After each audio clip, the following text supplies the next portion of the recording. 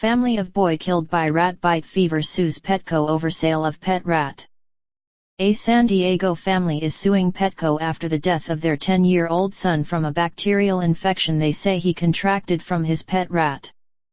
Attorney John Gomez told the Associated Press on Tuesday that his firm filed the lawsuit Monday in San Diego County seeking an unspecified amount for the suffering endured by the Pankey family, whose son, Aidan, died June 12, 2013, hours after he was rushed to the hospital with severe stomach pains. The San Diego County Medical Examiner's Office ruled that the cause of death was Streptobacillus moniliformis infection, commonly known as rat bite fever, after exposure to an infected rat. The retailer in a statement expressed its condolences. "We are deeply saddened by the Pankey family's tragic loss," Petco said in a statement. "The health and safety of people and pets is always a top priority, and we take the family's concerns very seriously." The boy's grandmother purchased the male rat, which Aidan named Alex, because her only grandson wanted a mate for his female pet rat, Gomez said. The boy took the rat home May 27, 2012, and woke up the night of June 11 in severe pain with a fever and stomach problems. He was pale, lethargic and could barely walk, according to the lawsuit. He died at 1:09 a.m. the next day.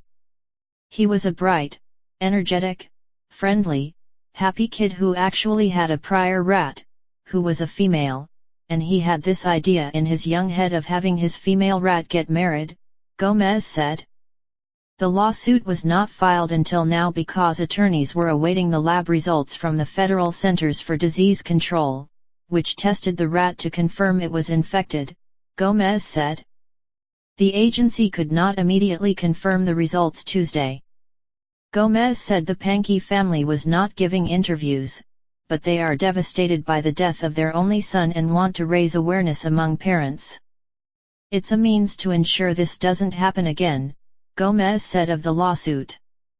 "Apparently there was some breakdown in procedures. They want tighter controls." According to the lawsuit, the rat appeared safe. But the lawsuit says Petco should have known about the rodent's health and did not adequately test for the disease. It also says that negligence led to the boy's death, which has caused his parents, Andrew Pankey and Vanessa Sauer, emotional and economic hardship. And that the retailer did not post adequate warnings about the potential risks, especially for children. Petco Animal Supplies Incorporated said it is in the process of investigating these claims and will respond appropriately when we have more information. According to the CDC, people can contract rat bite fever from bites or scratches from infected rodents, such as rats, mice and gerbils, or even just by handling an animal with the disease without a bite or scratch. It can also be contracted by consuming food or drink contaminated with the bacteria. It is not spread from person to person. Antibiotics, such as penicillin, are highly effective at treating rat bite fever, and it is rarely fatal, according to the CDC. The CDC says those at higher risk of contracting the illness are people with pet rats or who work with rats in laboratories or pet stores, or live in rat-infested buildings. The agency recommends that people who handle rats or clean their cages wear protective gloves, wash their hands regularly and avoid touching their mouths with their hands after being in contact with rodents. Petco also mentions preventative measures for rat bite fever in information it posts online and provides in stores.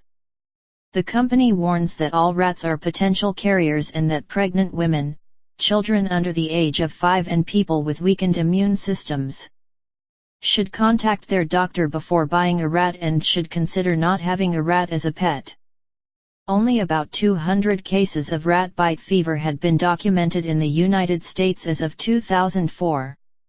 According to the Center for Food Security and Public Health at Iowa State University, scientists believe the disease may be underdiagnosed because it is hard to detect and responds to commonly used antibiotics.